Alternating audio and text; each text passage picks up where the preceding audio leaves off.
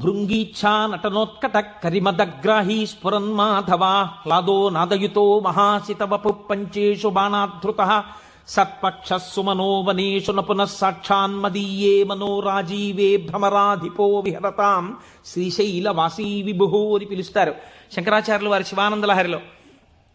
లోపల ఉండేటటువంటి హృదయ పద్మము పరిశుద్ధముగా భక్తి అన్న తేనెతో నిండి ఉంటే 2 గండు తుమ్మెదలు వస్తాయి. పార్వతీ పరమేశ్వరులనే గండు తుమ్మెదలు వచ్చి విహరిస్తుంటే అక్కడ తేనె కోసం. ఇప్పుడు ఎవరి మనస్సు నిరంతరము శివనామము పట్టుకుని రమించిపోతోందో, ఎవరు శృతి ప్రమాణము చేత పరవశించిపోతున్నారో అటువంటి వారి మనస్సు యందు పరమశివుడే వెళ్ళి చేరి ఉంటాడు. అంటే ఆయనే శివుడైపోయి ఉంటాడు. ఇది నోటితో చెప్తే చాలా మంది అందుకుని ఉంటారు. కానీ నేను దీనికి కూడా ఒక ఉదాహరణ ఇచ్చే ప్రయత్నం చేస్తాను. చంద్రశేఖర పరమాచార్య స్వామి